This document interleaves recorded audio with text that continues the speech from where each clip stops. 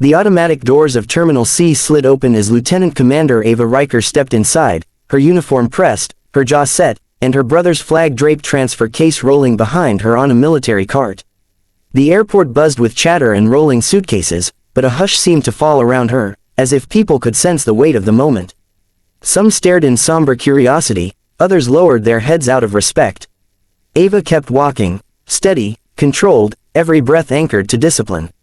It was the only thing holding her together. She reached the security checkpoint, presenting her DoD escort papers to the TSA officer.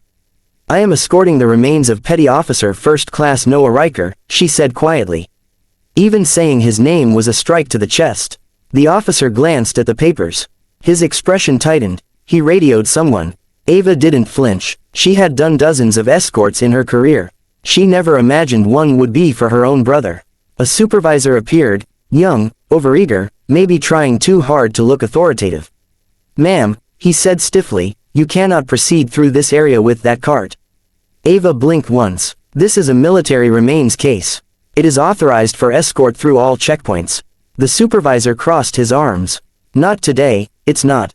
New protocol. Needs additional screening." Passengers nearby turned their heads. A few gasped softly. "Additional screening of a fallen soldier's remains." Ava stepped forward, calm but cold. "Sir, with respect, I have proper authorization, signed by Air Mobility Command and the Department of Defense. This case is not to be opened or interfered with. It is to be escorted by me directly to the aircraft." He shrugged, unimpressed. "Rules are rules. I'm going to need you to step aside." Ava inhaled once through her nose. "I will not step aside." Her voice wasn't loud, but it carried the kind of force that made even nearby travelers freeze. "My brother gave his life for this country 2 weeks ago. I will not allow him to be treated with anything less than the dignity he earned." The supervisor rolled his eyes. "A mistake. Look, lady, I'm not here for your emotional theatrics. Either follow instructions, or we'll have airport police escort you out." The world seemed to stop spinning. The passengers who heard it turned red with disbelief. And Ava went stone still, like a predator deciding whether the person in front of her was merely stupid or catastrophically foolish. She leaned forward slightly. "You are addressing a Navy SEAL officer, and you're obstructing a military funeral escort. If you continue, you will be personally responsible for violating federal protocol." The supervisor snorted. "Sure you are." He waved 2 TSA agents over. "Escort her away, and someone call airport police."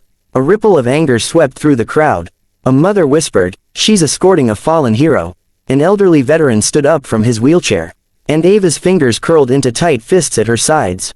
Not in aggression, but in restraint. She wouldn't dishonor Noah by losing control. But she had no idea what was about to happen next.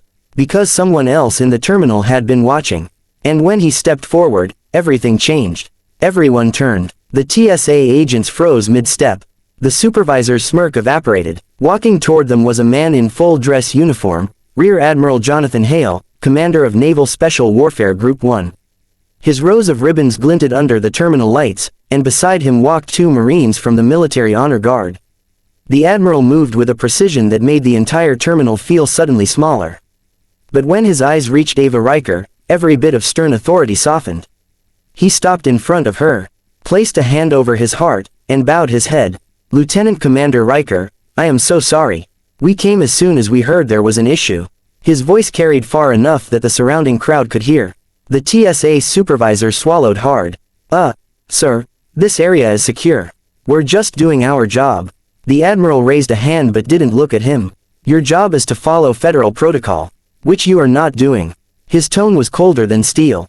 "Military funeral escorts are not to be interrupted, detained, or questioned beyond basic ID verification. This is not optional." One Marine stepped forward. "Sir, we witnessed him instruct his officers to detain Lieutenant Commander Riker and delay the transfer case." Gasps spread across the terminal. The Admiral finally turned to the supervisor. His stare was surgical. "Do you know who this woman is?" The supervisor, sweating, shook his head. "This is Ava Riker, one of the most decorated SEAL officers in active service. She has led operations that protected this nation more than you will ever understand. And the man she is escorting today," Hale motioned toward the flag-draped case, "is her brother. A fallen petty officer of the United States Navy." The supervisor's face drained of all color. But the Admiral wasn't finished. And you humiliated her. You insulted her service. And you attempted to interfere with the remains of a U.S. serviceman. Passengers began whispering fiercely, "He's in trouble. Oh, he's done." Ava stepped forward, her composure unbroken. "Sir," she said quietly to the Admiral, "let's just get Noah home." Hale nodded gently. "You will. And you will not be walking another step alone." He turned sharply to the TSA agents. "Move the barricades. Clear a path." They scrambled instantly. Then something extraordinary happened. Travelers stood up, forming rows on each side of the walkway. Some placed hands over their hearts, others saluted. An elderly veteran shakily tried to rise from his wheelchair. Ava hurried over to steady him, but he shook his head and insisted, "Let me." A mother lifted her young son so he could see. "This," she whispered, "is what honor looks like." As Ava pushed the cart forward, the Admiral and Marines flanked her. Every footstep echoed with silence and reverence.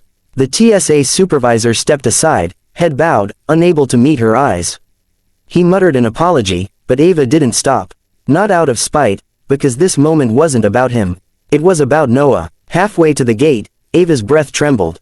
The Admiral placed a steadying hand on her shoulder. "Your brother would be proud," he whispered. For the first time all day, Ava allowed a tear to fall. And the entire airport walked with her.